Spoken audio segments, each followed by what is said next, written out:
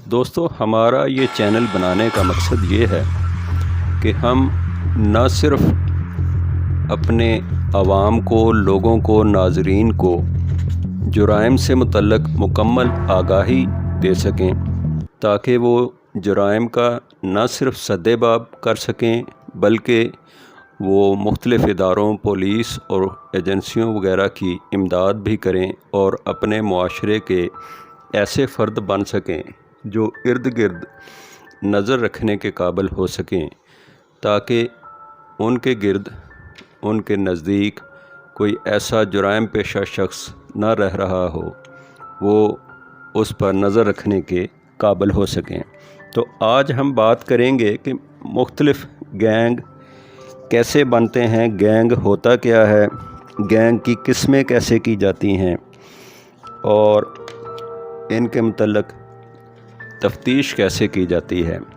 तो इस लिहाज से हमारी वीडियोस जो पुलिस और मुख्तलिफ़ इदारों में लोग काम करते हैं उनके लिए भी इंतहाई मुफीद हैं। तो सबसे पहले हम इस तरफ आते हैं कि गैंग होता क्या है।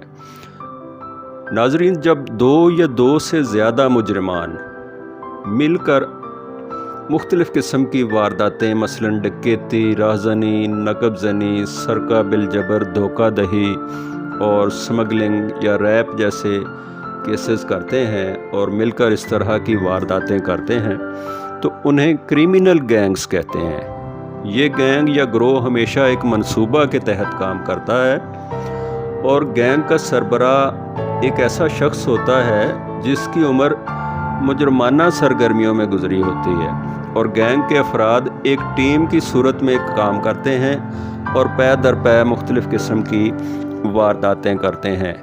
ये ग्रोह आम तौर पर बहुत मुनज़्ज़म नहीं होते, लेकिन जो आलमी सतह पर काम करते हैं या मुल्की लेवलों पर काम करते हैं वो बहुत मुनज़्ज़म किस्म के ग्रोह होते हैं। उन पर हम अलग से एक तफसीली वीडियो आपको बताएंगे।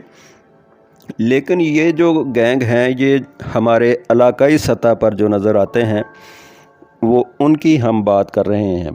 तो गैंग की जो अक़साम हैं वो इस लिहाज से की जाती हैं कि जो गैंग के मुतल्लिक़ा ग्रोह के अफराद हैं वो रहायश उनकी कहाँ कहाँ है। अगर उनकी रहायश एक पुलिस स्टेशन के अंदर के इलाके में है तो उसको पुलिस स्टेशन क्रिमिनल गैंग कहेंगे, जो एक ही थाने के अंदर रहते हैं, हदूद के अंदर, और वहीं वारदातें करते हैं। और लेकिन अगर वो मुख्तलिफ़ थानों के रहायशी हों तो उन्हें inter police station criminal gang कहेंगे।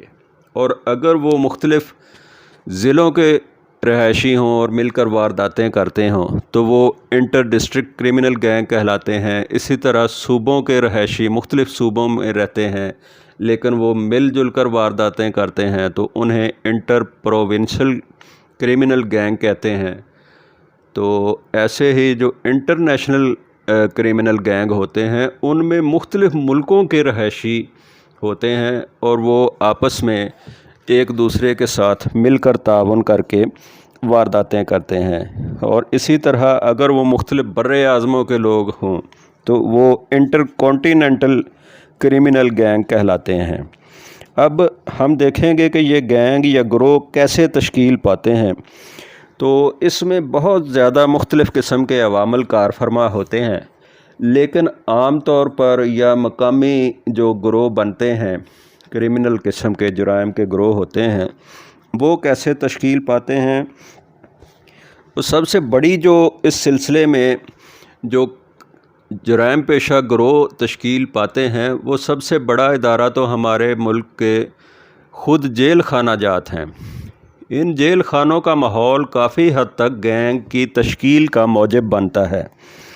जेल में मुख्तलिफ़ पेशावर मुजरमान को जब आपस में मिल बैठने के मौके मुयस्सर आते हैं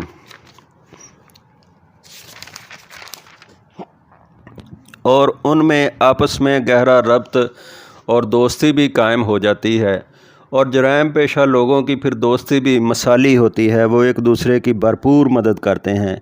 तो इस तरह से वो اپنے اپنے جرم کرنے میں بھی ماہر ہوتے ہیں تو وہ پھر مل جاتے ہیں، اور کئی مجرمان جو ہیں وہ کسی ایک برادری کے ہوتے ہیں یا رشتہ داری کی وجہ سے ان میں ایک گروہ بن جاتا ہے، تو وہ کسی لڑائی میں یا کسی چیز میں بدلہ لینے کے لیے وہ ایک ہی برادری یا رشتہ داری کے لوگ بھی گروپ بنا سکتے ہیں۔ اور بعض اوقات بڑے بڑے ذمہ دار مختلف علاقوں کے اور اسی طرح بڑے بڑے سیاستدان اور بڑے بڑے جو ہوتے ہیں لوگ رسا گیر قسم کے لوگ ہوتے ہیں، وہ ان لوگوں کی اور کرمنل لوگوں کی، جرائم پیشہ لوگوں کی پشت پناہی کرتے ہیں۔ وہ ان کو اپنے ڈیروں پر اور اپنی کوٹھیوں میں یا مختلف جو انہوں نے بنائے ہوتے ہیں اس کے لیے کوئی مخصوص مقامات، وہ انہیں وہاں پر پناہ دیتے ہیں،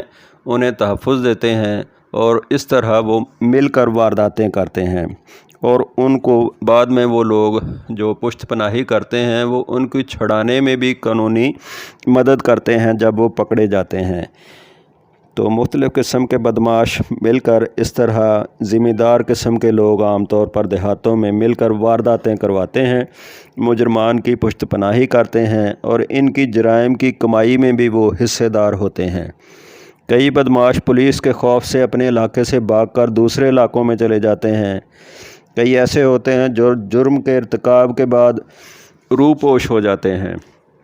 ایسے بدماش آپس میں گٹھ جوڑ کر لیتے ہیں اور اپنے علیحدہ گینگ بنا کر مختلف جگہوں پر وارداتیں کرتے ہیں۔ ان مختلف قسم کے گروہوں کے ساتھ اشتہاری مجرمان، فوجی مفرور، تھانوں کے ہسٹری شیٹر، عدم پتہ بدماش، جیل سے تازہ رہا شدہ ملزمان اور پولیس کے برخاست شدہ ملازمان بھی بطور ممبر شامل ہو جاتے ہیں۔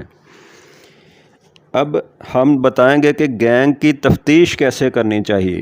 اگر مجرمان کے ناموں کا علم ہو تو فوری طور پر مختلف ریڈنگ پارٹیاں تیار کر کے بیک وقت مجرمان کے گھروں پر ریڈ کرنا چاہیے تاکہ وہ مال کو ٹھکانے نہ لگا سکیں۔ مال کی برآمدگی کے بعد تمام مال مدعیان سے شناخت کروانا چاہیے اور ثبوت ملکیت حاصل کرنا چاہیے۔ مجرمان نے بوقت واردات جو نشانات موقع واردات پر چھوڑے ہوں، مثلاً ان کے پیروں کے نشانات یا ان کی انگلیوں کے نشانات، انہیں بھی محفوظ کر لینا چاہیے۔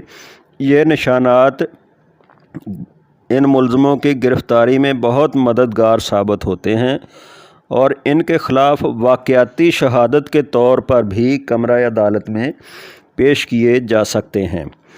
اور تفتیش میں ممبران گینگ کے باہمی گٹھ جوڑ اور مجرمانہ تنظیم کو ثابت کرنے کی کوشش کرنی چاہیے تاکہ عدالت سے مقدمہ میں زیادہ سے زیادہ سزا حاصل کی جا سکے۔